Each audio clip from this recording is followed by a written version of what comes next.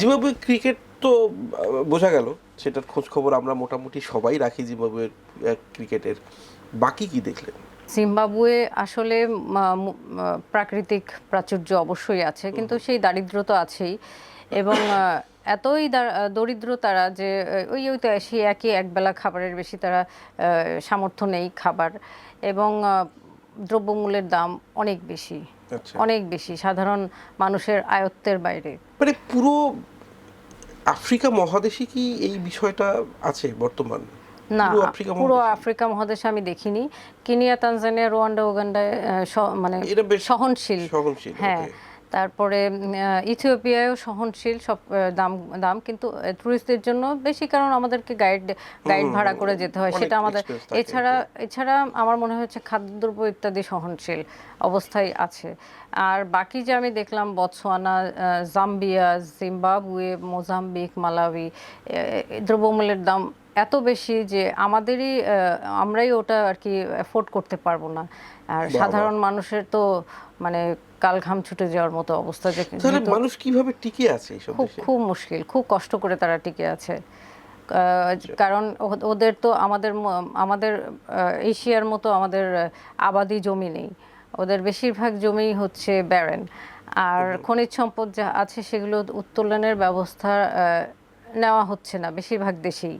আছে ওরা জানে, কিন্তু উত্তোলনের ব্যবস্থা খুব কম, বা আধুনিক পদ্ধতি ওরা মেনটেন করতে পারছে না। তো খুবই খুবই মানবেতর জীবনযাপন তাদের, আমি যেটা দেখে আসলাম। ট্যুরিজম তো তারা প্রমোট করতে পারে, কিছু দেশ তো ট্যুরিজম প্রমোট করছেও বোধহয়। সাউথার্ন আফ্রিকার দেশগুলো ট্যুরিজম প্রমোট করতে পারছে না দারিদ্র্যের কারণে। সাধারণত ট্যুরিস্ট ওখানে যায় না। Botswana, Zambia, Zimbabwe, Malawi, Mozambique, এইসব দেশে দেখার মতো অনেক কিছু আছে, কিন্তু ট্যুরিজম প্রমোট করতে তারা পারছে না এই দারিদ্র্যের কারণে, মূল্য মূল্য মূল্য মানে বৃদ্ধির কারণে। হ্যাঁ, মূল্যের ওকে, ঊর্ধ্বগতির কারণে। আর ট্যুরিজমে যারা আফ্রিকায় এখন আমি বলবো যে অগ্রগামী, তারা হচ্ছে Kenya, Rwanda, Uganda, Tanzania. Ethiopia এক সময় ছিল, ইথিওপিয়া অনেক কিছু দেখার আছে, কিন্তু ওরা ট্যুরিজম ঠিকমতো প্রমোট করতে পারছে না তাদের দেশের রাজনৈতিক অস্থিতিশীলতার জন্য। দুর্ভাগ্যজনক বিষয়, দুর্ভাগ্যজনক। ভীষণ দুর্ভাগ্যজনক বিষয়। মানে আমি যদি মানে খুব সংক্ষেপে আপনাকে বলতে বলি যে আপনি দুবার আফ্রিকাতে গেলেন, আফ্রিকা মহাদেশের বিভিন্ন দেশে গেলেন, এবং লং টাইম এবার থাকলেন 4 মাস, এবং 9টা দেশ আপনি ঘুরলেন। যদি একদম সংক্ষেপে মানে বলতে বলি যে আফ্রিকাকে আপনি কিভাবে দেখলেন? এটা বলা খুব ডিফিকাল্ট, কারণ এক একটা দেশের অর্থনীতি এক এক রকম, সমাজনীতি এক এক রকম, এবং এক একটা দেশ এক এক রকম। মরিশাসের সাথে মরক্কোর কোনো তুলনা নেই, তুলনা নেই। মরক্কোর সাথে ইথিওপিয়ার কোনো তুলনা নেই, ইথিওপিয়ার সাথে আবার জাম্বিয়ার কোনো তুলনা নেই। তো এটা এটা বলা খুব খুব মুশকিল, কারণ এক এক দেশের এক এক রকম কালচার। সাধারণ মানুষ কেমন সেখানকার? আমার কাছে সাধারণ মানুষকে অসাধারণ মনে হয়েছে। আচ্ছা। তারা শান্তিপ্রিয়, কোথাও কোনো ঝগড়াঝাটি হইচইয়ের মধ্যে নেই। আমরা সাধারণত মনে করি যে আফ্রিকানরা খুব মারদাঙ্গা অ্যারোগ্যান্ট। ধরনের, অ্যারোগ্যান্ট। হ্যাঁ, কিন্তু ওদের ওদের আকারটাই দেখতে ওরকম। আসলে আমি এটা আমার এই মানে সদ্য প্রকাশিত বই তানজানিয়ার হৃদয় হয়তো লিখেছি যে আমাদের কবি সাহিত্যিকরা আমাদেরকে একটা ভয় দেখিয়ে দেন যে ওই ঝাঁকড়া চুলের বা বাবরি বাবরি দোলানো। দোলানো, তারপরে সেই চোখ লাল লাল কালো ডাকাত দলের লোকজন যেরকম হয় দেখতে, কিন্তু আসলে তারা এত মানে এত ডাউন টু আর্থ। মানে একটা ঘটনা আমি সত্যি বলতে চাইছি, আমি ওটা শেয়ার করতে চাইছি। Please please. আমি একটা শহর থেকে আরেকটা শহরে যাচ্ছিলাম, বতসোয়ানায়। বতসোয়ানায় ফ্রান্সিস টাউন থেকে আমি কালাহারিতে যাচ্ছিলাম। তো তখন কি হয়েছে, আমি বাসে করে যাচ্ছিলাম, আমি তো পুরোটাই রোড ট্রিপ করেছি সাউদার্ন আফ্রিকায়। বাসে করে যাচ্ছিলাম, বাসের যে ছেলেটা ভাড়া নেয়, আমরা তো কন্ডাক্টর বলি, তো পেছনে আমার সিটের একটু পেছনে বসা দুটো ছেলে একটা 100, ওরা বলে পুলা, 100 পুলার নোট দিয়েছে, যে নোটটা ছেঁড়া এবং টেপ লাগানো ছিল। এবং বাসের কন্ডাক্টর বলল যে আমি এটা নিতে পারবো না, খুব বিনয়ের সাথে বলল যে আমি এটা নিতে পারবো না, কারণ এখানে এটা টেপ লাগানো আছে। আর যে ছেলেটা দিয়েছে সে বলল যে এটা তোমাকে নিতে হবে, আমার কাছে আর কোনো টাকা নেই, এটাই আমার শেষ টাকা ছিল, আমি তোমাকে এটা ভাড়া হিসেবে এই এই ওর ওর হয়তো বা ভাড়া ছিল 100 পুলা। তো বাসের কন্ডাক্টর ছেলেটা অনেকক্ষণ ধরে রিকোয়েস্ট করলো এবং এত নিচু স্বরে রিকোয়েস্ট করলো যাতে বাসের অন্য লোকজনদের ডিস্টার্ব না হয়। মানে আর হেসে হেসে বলছে যে আমি আসলে সত্যি এটা নিতে পারবো না। পিছনের ছেলেটাও হেসে হেসে অনেক মানে অনেকভাবে কনভিন্স করার চেষ্টা করছে যে আমার কাছে আর টাকা নেই। তো এই কনভারসেশনটা চললো প্রায় 5 মিনিট। অবশেষে বাসের কন্ডাক্টর ছেলেটি নিল এবং সে হাসি মুখেই নিল। মানে আমি এটা অন্য কোথাও এক্সপেক্ট করি না, মানে সাউথ এশিয়ায় তো একেবারেই নয় যে ছেঁড়া টাকা, ওরে বাবা, ছেঁড়া টাকা নিয়ে বচ্চা হবে না, হাতাহাতি হবে না, হাতাহাতি ঝগড়া হবে না। হবে না, সেই অ্যাটলিস্ট উচ্চ স্বরে কথা হবে না। উচ্চস্বরে মানে একেবারে শান্তভাবে। পথে ঘাটেও আমি কখনো কাউকে উচ্চস্বরে কথা বলতে শুনিনি। আমি যত যত আওয়াজে কথা বলি না কেন, ওরা আরও নিচু আওয়াজে কথা বলছে। আমি এক জায়গায় আমার আরেকটা ঘটনা মনে পড়লো যে মালাউইতে আমি মালাউইর একটা শহর থেকে আমি লেক মালাউই যাব। তো আমি একটা মাত্র গাড়ি ছিল, সেটা ওই যে মিনি বাস ধরনের, সেখান থেকে লেক মালাউই যাওয়ার। তো লেক মালাউইতে যাওয়ার পথে সে বিভিন্ন জায়গায় থামছে আর বিভিন্ন ওদের জিনিসপত্র তুলছে নামছে, কারণ একটাই মাত্র বাস। লেক মালাউইর ওই স্টেশনে যেতে গেলে তাদের বিভিন্ন ধরনের জিনিসপত্র এখানে দিতে হয় ওখানে দিতে হয়, কারণ ওখানে ফুয়েল সংকট এত বেশি যে ওখানে ওরা এটা এফোর্ড করতে পারে না। যেই বাসটা যাবে তার সাথেই কিছু কিছু জিনিস ও পাঠিয়ে দেয়। তো এই করতে করতে আমার 4 ঘন্টার পথ 8 ঘন্টা লাগলো। আমি প্রচণ্ড ক্ষেপে গেছি যে তুমি আমাকে নামিয়ে দিচ্ছ না কেন, আমি যেখানে যেতে চাচ্ছি তুমি আমাকে নামাও, তারপরে জিনিসপত্র না। ও না হেসে দিয়েছে, হেসে এসে বলছে যে না না তুমি একটু থাকো। আমি বললাম তুমি কি মনে হচ্ছে আমি মজা করছি? আমার 8 ঘন্টা নষ্ট হলো, 4 ঘন্টা নষ্ট হলো, তুমি তুমি কি মনে করেছো? ও আমাকে আরও বোঝানোর চেষ্টা করছে তুমি যেখানে নামবে আমি সেখানেই নামাবো, কিন্তু তুমি একটু ধৈর্য ধরো। বাসের অন্যরা ওর হাসছে। আমি বলছি তোমাকে মনে হচ্ছে আমি জোক করছি? মানে ওদের আচরণ এরকম, এমন নয় যে ওরা কখনোই, আমার মনে হয় না কেউ কারোর সাথে ঝগড়া করেছে। মালাউই দেশটা নিয়ে আসলে যারা একটু বেশি খোঁজ খবর করেন তারা হয়তো এর নামটা জানেন আর কি। তো আমি একটু জানতেই চাইবো বিস্তারিত, যেহেতু আপনি ঘুরে আসলেন, মানে মালাউই দেশটা কেমন দেখতে, কেমন মানে দেশটা সম্পর্কে একটু বলেন আপনি, কারণ ঘুরে আসলেন। পাহাড়ে ঘেরা দেশ। আচ্ছা আমার একটা জিনিস ভালো লেগেছে যেটা, সেটা হচ্ছে ওদের রাস্তাগুলো ভালো। আচ্ছা। মালাউইর রাস্তা ভালো, কিন্তু প্রচণ্ড দারিদ্র ওদের। আর এখন বর্তমানে যেটা হয়েছে ফুয়েল সংকট, ওদের জ্বালানি নেই। মানে এক জায়গা থেকে আরেক জায়গায় যাবে এই গ্যাস স্টেশনে বা পেট্রোল নেই বা এরকম অবস্থা ওদের, মানে দারিদ্র্যর কারণে সরকার সেটা এফোর্ড করতে পারছে না। ভয়াবহ দারিদ্র, কিন্তু দেশটা দেখতে অসাধারণ। গ্রিনারি আছে, পাহাড় আছে। লেক মালাউই তো অসাধারণ সুন্দর, সে দেখতে একদম সমুদ্র সৈকতের মতো, পুরোটা নীল। আর মানুষজনও খুব ভালো, কিন্তু আনফর্চুনেটলি ভয়াবহ দরিদ্র তারা। এদের ইয়ে কেমন, মানে আর্ট কালচারের জায়গাটা কেমন? মালাউইতে এখনো কিছু আর্ট কালচার বেঁচে আছে। ওদের ওদের মূল আর্টের জায়গা হচ্ছে পেইন্টিং আর কাঠের উপরে খোদাই করা যে কর্ম, সেগুলো। আর আর আছে কিছু এটা অবশ্য কাপড় যেটা ওরা সেটা মালাউইতে বনে না, কিন্তু ওরা বলে আর কি যে ওদের এক ধরনের চিটিঙ্গি বলে এক ধরনের কাপড় আছে, সেটা সেটা অ্যাকচুয়ালি পুরো এক সময় এটা হতো, পুরোই সাউথার্ন আফ্রিকা এটা তৈরি হতো নিজেদের তাতে। এখন বেশিরভাগ দেশই এফোর্ড করতে পারে না, একটা দুটো দেশ করে অল্প। সেটা ওদের ঐতিহ্যবাহী কাপড়, সেটা ওরা পরিধান করে, যেটা বেশ কালারফুল। সব আমরা আফ্রিকা বলতে মনে করি যে কালারফুল পোশাক পরা, বড় বড় প্রিন্টের, তো সেটাকেই বলা হয় চিটিঙ্গি কাপড়। সেই চিটিঙ্গি কাপড়ই আগে অনেকগুলো দেশেই তাঁতে বোনা হতো, এখন অল্প কয়েকটা দেশ করে। আচ্ছা, মালাউইতে হয় সেটা? অল্প, খুব অল্প হয়। তারপরে বোঝাই যাচ্ছে যে আসলে 4 মাসের ভ্রমণ এই অত অল্প সময় আপনি শেষ করতে পারবেন না, সম্ভবও নয়। কারণ ওই তো এক একটা দেশের এক এক ধরনের এক্সপেরিয়েন্স, সেটা তো আছেই।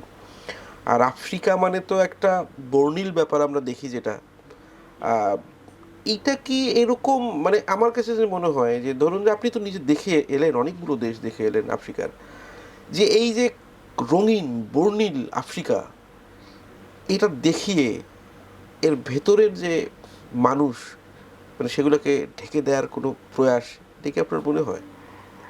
আফ্রিকা বর্ণিল, এটা আফ্রিকা বর্ণিল সেই জন্যই আফ্রিকা বর্ণিল, কিন্তু ভেতরের এগুলো আমার মনে হয় যে অবশ্যই রাজনৈতিক কিছু একটা ব্যাপার আছে। আর তাছাড়া মানুষ, যারা সাধারণ মানুষ আফ্রিকার, তারাও প্রতিবাদ করতে চায় না, সহজে ঝামেলায় জড়াতে চায় না। তারা মনে করে যে আমি আজকে 100 টাকা ইনকাম করলাম, সেটাই আজকে খরচ করে আমি সুখে থাকি। এই জন্য আফ্রিকার মানুষজনও আসলে সেরকম করে আগাতে চায় না, ঝামেলায় জড়াতে চায় না। সেই কারণে আমরা জানতে পারি না যে আসলে আফ্রিকায় হচ্ছেটা কি। ওখানে কি আমাদের মতন মধ্যবিত্ত আছে? হ্যাঁ, অবশ্যই আছে মধ্যবিত্ত। তাদের কি অবস্থা? আমাদের মধ্যবিত্ত যেমন আহ, আমরা মানে অনেকেই যেটা বলে থাকেন যে আমাদের যে আর্ট কালচার বা আমাদের যে মননশীল জায়গাগুলো, সেগুলো আসলে আমাদের মধ্যবিত্তই টিকিয়ে রেখেছে বা বহন করে আসলে। সেরকম কি কিছু দেখলেন আপনি আফ্রিকায়? হ্যাঁ, আফ্রিকা আমি যেটা দেখেছি সেটা আর্ট কালচার মধ্যবিত্তরাই টিকিয়ে রেখেছে। আর মধ্যবিত্ত বলতে আমরা তো আসলে আমরা আমাদের দেশে বা ভারত উপমহাদেশে মধ্যবিত্ত বলতে শিক্ষিত শ্রেণীকে বুঝি। আফ্রিকায় আরেকটা বড় সমস্যা হলো ওরা শিক্ষা দীক্ষায় একটু পিছিয়ে আছে। ওরা তেমন আর কি এগোচ্ছে না শিক্ষা দীক্ষায়। হ্যাঁ, অবশ্যই কারণ থাকতে পারে তাদের, তারা দরিদ্রতাই, আগ্রহেরও একটা ব্যাপার আছে। ব্যাপার আছে, আর রাইট। কালচারালি হয়তো বা তারা ওইরকম আমাদের যেরকম একটা সোশ্যাল স্ট্যাটাস হয়ে যায় যে মাস্টার্স পাস না করলে রাইট, রাইট, শিক্ষিতই না।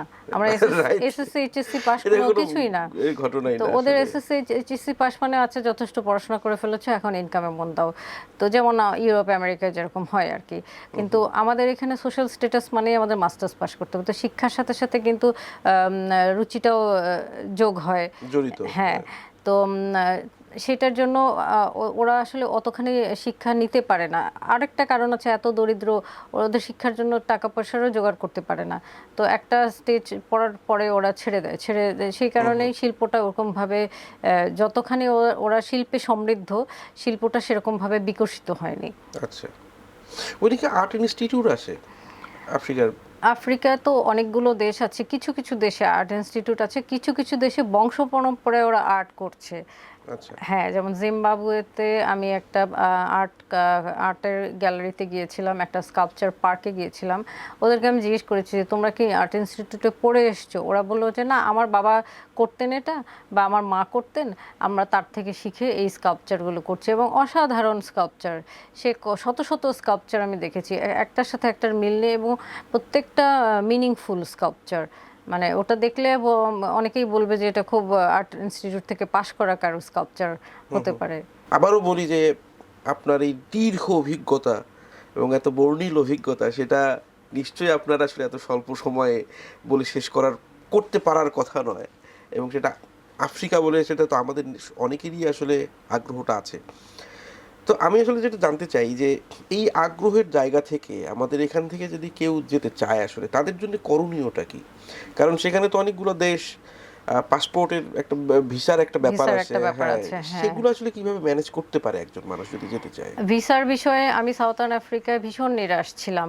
কারণ আমি ভারত থেকে মোজাম্বিক, মালাউই, বতসোয়ানার ভিসা করতে চেয়েছি। মোজাম্বিক সরাসরি না করে দিয়েছে, বলেছে ভিসা দেওয়া যাবে না এখান থেকে, আমরা এখন ভিসা ইস্যু করি না। তারপরে আমার জাম্বিয়ায় যাওয়ার কথা ছিল, আমার বন্ধু আছেন, তার বাড়িতে যাওয়ার কথা ছিল। ওনারা বলেছিলেন আফ্রিকা আসলে যেন অবশ্যই তাদের ওখানে দেখা করে যাই। তো আমি আবার কি করি, বিভিন্ন দেশে গেলে তার নেইবারিং কান্ট্রিগুলো ঘুরে দেখার চেষ্টা করি। তো আমি ভাবলাম যে জাম্বিয়া যখন আমি যাচ্ছি, আমি কেন না ভিসার জন্য ওখান থেকে চেষ্টা করি, যদি ওরা ভিসা দিয়ে দেয়, ওখানকার এমবেসি থেকে যদি ভিসা দিয়ে দেয়। তো সাউদার্ন আফ্রিকার প্রত্যেকটা দেশের ভিসা আমার জাম্বিয়া থেকে হয়েছিল। জাম্বিয়ায় গিয়ে আমি দেখলাম ওখানে মোজাম্বিক এমবেসি আছে, মালাউই এমবেসি আছে, বতসোয়ানা এমবেসি আছে, জিম্বাবুয়ের এমবেসি আছে, প্রত্যেকটাই আমি অ্যাপ্লাই করলাম। এবং ওরা আমাকে হয় অ্যাপ্রুভাল লেটার দিয়ে দিল অথবা ভিসাই দিয়ে দিল। তো তো মাঝে মাঝে দেখা যায় যে আমাদের নিজেদের দেশ থেকে বা পার্শ্ববর্তী দেশ থেকে ভিসা আমরা নিতে পারছি না। তখন চেষ্টা করা যায় যে যে দেশে আমি যেতে চাচ্ছি তার পার্শ্ববর্তী দেশগুলো থেকে ভিসার অ্যাপ্লাই করার জন্য। একটু চ্যালেঞ্জিং হয়, আনসার্টেনিটি থাকে, কিন্তু ইচ্ছা থাকলে অবশ্যই ভিসা পাওয়া যায়। সেটাকে বাংলাদেশ থেকে সরাসরি সম্ভব কিনা, মানে? সাউথার্ন আফ্রিকায় বাংলাদেশ থেকে সম্ভব না। সাউথ আফ্রিকার ভিসা আপনি বাংলাদেশ থেকে করতে পারবেন না, সম্পূর্ণ এখন মানা হয়ে গিয়েছে, দিচ্ছে না। সাউথ আফ্রিকার ভিসা ইন্ডিয়া থেকে নিতে হয়। আর সাউথ আফ্রিকার ভিসা ইন্ডিয়া থেকে আমাকে দেওয়া হয়নি। আমি সাউথার্ন আফ্রিকায় গিয়ে জাম্বিয়ায় আমার যে কোনো মানুষেরই জাম্বিয়ায় ই ভিসা করা যায়, অনলাইনে ভিসা অ্যাপ্লাই করলে তারা দিয়ে দেয়। তো জাম্বিয়া থেকে আমি অন্যান্য দেশের ভিসাগুলো করেছি।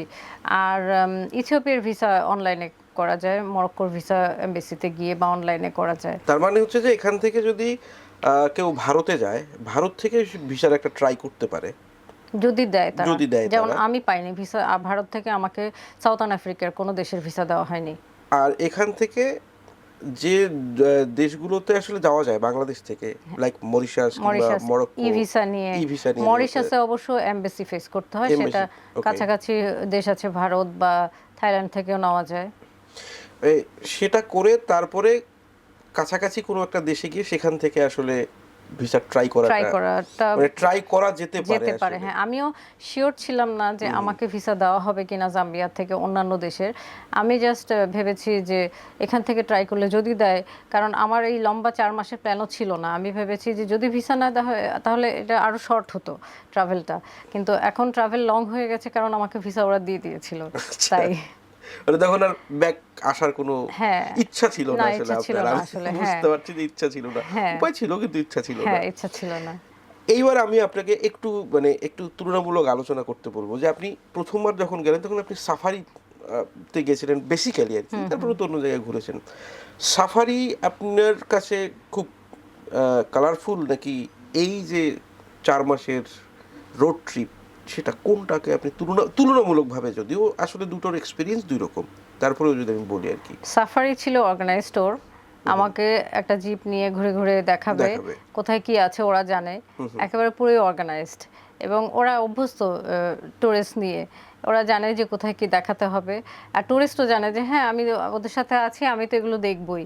আর আমার যে এই একক টোর ছিল, যে কোথায় কি আছে আমি আসলেই জানি না। জানি না। আমার একার সাউদার্ন আফ্রিকায় পুরো একা একা আমি রোড ট্রিপ করেছি।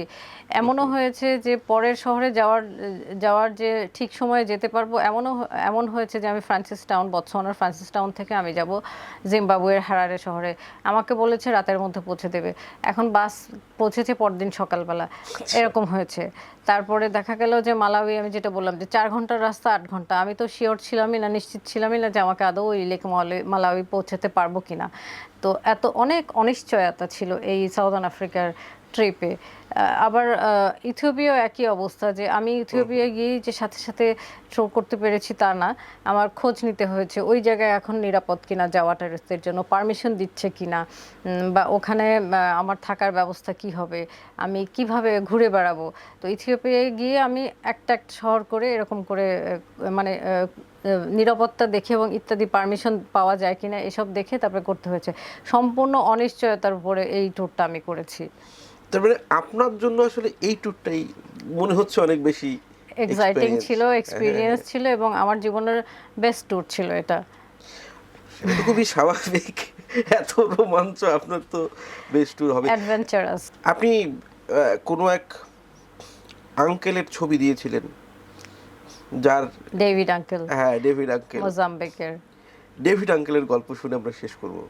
ডেভিড আঙ্কেলের একটা ছোট্ট গেস্ট হাউস আছে মোজাম্বিকে, সিময় নামে একটা ছোট্ট শহরে। তো আমি যখন মোজাম্বিকে যাই, আমি বাই রোডে গিয়েছি জিম্বাবুয়ের হারারে শহর থেকে। তো আমি যখন মোজাম্বিকে যাই, আমি ওই গেস্ট হাউসে সবসময় আমি যাওয়ার আগে হোটেল হোক, গেস্ট হাউস হোক, এয়ারবিএনবি হোক, আমি যোগাযোগ করি যে আমি অমুক জায়গা থেকে আসবো, আমি কিভাবে তোমাদের হোটেলে পৌঁছাবো। তো তারা বললেন যে আমরা তোমাকে এসে পিক করে নিয়ে যাব, তুমি জাস্ট আমাকে জানিও কটার সময় তুমি বাস থেকে নামছো। তো আমি বাস থেকে নেমে ওনাদেরকে জানালাম আমি অমুক জায়গায় আছি। ওরা একজন আসলেন আমাকে পিক করতে। তো দেখলাম যে একজন বয়স্ক ষাটোর্ধ্ব একজন ভদ্রলোক, তো আমাকে বললেন যে আমি হচ্ছে ওই গেস্ট হাউসের মালিক, আমি তোমাকে পিক করতে এসেছি। আর তখন আমি তখন জানতাম না যে মোজাম্বিকে এরকম ভয়াবহ অবস্থা চলছে, আচ্ছা। অনেক টুরিস্টকে ফেরত পাঠানো হচ্ছে, যে টুরিস্টরা ঢুকছে কিন্তু তাদেরকে বলছে আমাদের দেশের অবস্থা ভালো না, স্পেশালি ইউরোপিয়ান টুরিস্টদেরকে ফেরত পাঠানো হচ্ছিল। তো আমাকে ডেভিড আঙ্কেল সব কিছু বুঝিয়ে দিলেন। পরদিন যা যা দরকার, কারণ আমার আরেকটা শহরে যাওয়ার কথা ছিল, সেই শহরে সমুদ্র বন্দর আছে এবং সেটা দেখার খুব আগ্রহ ছিল, সেই বিচ ডেস্টিনেশনে। তো উনি টিকিট করে দিলেন, ব্যবস্থা করে দিলেন, উনি আমার সমস্ত ঠিকানা নিলেন যে কোথায় আমি কিভাবে যাব, এবং সেই বাসটা ছিল ভোর 4টার সময়। 3টার সময় এসে উনি পিক করলেন। আমি জিজ্ঞেস করলাম যে আপনার হোটেলের বা আপনার গেস্ট হাউসের কোনো এমপ্লয়ি আমাকে ড্রপ করতে পারতো বাস স্টপে না। উনি নিজের দায়িত্ব নিলেন, নিয়ে আমাকে ড্রপ করে দিলেন এবং প্রত্যেক ঘন্টায় ফোন করছিলেন যে আমি ঠিক আছি নাকি না, কারণ রাস্তায় ওরা বাস আটকে দিচ্ছিল। এবং আমার সবচেয়ে ভালো লেগেছে যেটা, যে ওরা আন্দোলন করছে, সরকার হটাওয়ের আন্দোলন। তো ওরা কি করছে, সব বাস যাত্রীকে নামাচ্ছে, নামিয়ে বলছে আমাদের সাথে কিছুক্ষণ গান গাও, তারপরে চলে যাও। আচ্ছা, ওকে। মানে ওদের বিদ্রোহ বা ওদের আন্দোলনের ধরনটাও আলাদা, শান্তিপূর্ণ। তো আমাদেরও দাঁড়িয়ে কিছুক্ষণ গান গাইলাম আমরা, গান গাইয়ে তারপরে আবার বাসে উঠিয়ে আমাদেরকে ওরা পাঠিয়ে দিল। তো এইভাবে আমার পৌঁছাতে হয়েছিল সেই সমুদ্র সৈকতের শহরটায়। তারপরে ডেভিড আঙ্কেল আবার আমার ফিরে আসতে হবে সিমোয়া শহর থেকে। আমি আবার যাব মালাউইতে যাওয়ার জন্য সিমোয়া শহরে আমি থামলাম একদিন। তারপরের দিন আমার বাস ছিল বর্ডারের, মালাউই এবং মোজাম্বিক বর্ডারের দিকে। তো আমি বাসে চড়ে বসেছি। ডেভিড আঙ্কেলের মেয়েও আমার মতো বয়স, উনি এই জন্য আমাকে অত্যধিক স্নেহ করেছেন। যেখানে দরকার, যা দরকার, উনি আমাকে সময় নিয়ে সব কিছু করেও দিয়েছেন। বাসে চড়ে বসেছি, কিছুক্ষণ পর দেখি ডেভিড আঙ্কেল আমাকে ড্রপ করে গেছিলেন, জানলা দিয়ে দেখে উনি আবার ফেরত এসছেন, গাড়ি ড্রাইভ করে ফেরত এসছেন। আমি বললাম যে আপনি আবার এসছেন কেন? বলে তুমি একটা কাজ করো, আজকে থাকো, তোমাকে খুব টায়ার্ড দেখাচ্ছে, রেস্ট নিয়ে তুমি কালকে যাও। আমি বললাম যে আঙ্কেল আমার হাতে সময় নেই, আমি এর মধ্যে এই জায়গা, যাতে আমি বর্ডার তাড়াতাড়ি ক্রস করতে পারি, করে আবার আমি মালাউই যেতে হবে এবং ওই মধ্যে আমাকে আবার ট্রাভেলটা শেষ করতে হবে। আমি বললাম যে আমি ট্রাভেল করে অভ্যস্ত, এরকম টানা, ওই সময় আমার টানা 3 দিন ট্রাভেল করতে হয়েছে শুধুমাত্র মোজাম্বিক থেকে মালাউই যাওয়ার জন্য। কারণ ওই ভেহিকেলের সংকট, জ্বালানি সংকট, এসবের জন্য জায়গায় জায়গায় থামতে হয়েছে, সময় লেগেছে। তবে অসাধারণ একজন মানুষের আমি পরিচয় পেয়েছি, যেখানে আমার মোজাম্বিকে সবাই বলছিল যে ভীষণ রিস্কি জায়গাটা, ওখানে ওই যে আন্দোলন হচ্ছে, কিন্তু আমার একবারও মনে হয়নি যে আমি বাড়ি থেকে দূরে আছি। আমার কোনো সমস্যা হলেই মনে হচ্ছে যে ডেভিড আঙ্কেল আছেন, উনি আমাকে উদ্ধার করবেন যেখানেই থাকি না কেন। আরেকটা জিনিস একটু জানতে চাই, সেটা হচ্ছে যে আপনি বললেন যে এয়ারবিএনবি বা অন্য যে, মানে পুরো আপনি যেসব দেশে গেলেন এবার, সেই সব দেশে কি এই সুবিধাগুলো আছে? সবগুলো দেশে এয়ারবিএনবি নেই, তবে booking.com, আগোডা, এসব ওয়েবসাইট থেকে হোটেল বা গেস্ট হাউস বুক করা যায়। আচ্ছা, আর ইন্টারনেটের অবস্থা? ইন্টারনেটের অবস্থা মোটামুটি ঠিকই আছে, কিন্তু অনেক জায়গায় বিদ্যুৎ সংকটের জন্য ফোন চার্জ দেওয়া যায় না। হ্যাঁ, চার্জ দেওয়া যায় না। ইন্টারনেট আছে কালাহারিতে, পুরো কালাহারি ডেজার্টে কোনো ইন্টারনেট পাওয়া যায় না, সেটা অন্য ব্যাপার। আবার আমি যখন আফার রিজিয়নে ছিলাম, যেখানে ভলক্যানো আছে, জীবন্ত আগ্নেয়গিরি, সেখানে কোনো মোবাইল নেটওয়ার্ক নেই। আচ্ছা, 3 দিন আমি কোনো মোবাইল নেটওয়ার্ক পাইনি। তার মানে শহরগুলোর কাছাকাছি ইন্টারনেট অ্যাভেলেবল। হ্যাঁ, আবার যেখানে লালিবেলা, যেখানে বিদ্রোহীদের মানে মূল স্থান, সেখানেও ইন্টারনেট ওরা বন্ধ করে দিয়েছে। মোবাইল ইন্টারনেট নেই, মাঝে মাঝে ওয়াইফাইও বন্ধ করে দেয়। ফাতিমা জাহান, আমরা আসলে মানে বারবার একই কথা বলতে হচ্ছে যে আসলে আফ্রিকা, বর্ণিল বৈচিত্র্যময় আফ্রিকার গল্প শুনতে আসলে অনেক অনেক সময় প্রয়োজন। আর ফাতিমা জাহানের তো বটেই, কারণ 2বার তিনি ট্রিপ করেছেন আফ্রিকায়, এবং এবার হচ্ছে সবচেয়ে লং টাইম, 4 মাস। তো সেটা নিশ্চয়ই তার বলতে আরও ইচ্ছা করছে, আমাদেরও শুনতে ইচ্ছা করছে, কিন্তু কোথাও না কোথাও তো থামতে হয়, আমাদেরও আসলে থামতে হচ্ছে। ডেভিড আঙ্কেলের জন্য শুভেচ্ছা। David uncle, be fine, you and your family. If you watch us, He will. I'll show this to him. ওকে, ফাতিমা জাহান, আপনাকে অনেক অনেক শুভেচ্ছা আমাদের আজকের পত্রিকার পক্ষ থেকে। আপনার ভবিষ্যৎ সমস্ত যাত্রা, অভিযাত্রা, ভ্রমণ নিরাপদ হোক, আনন্দময় হোক, আমরা সেটাই চাইবো। আর আমরা দর্শকদের সবসময় বলি যে বছরে অন্ততপক্ষে একবার হলেও আপনার নিজের গণ্ডি ছেড়ে একটু বাইরে যান, দেখুন পৃথিবীটা অনেক সুন্দর। সবাই সুস্থ থাকুন, সুন্দর থাকুন।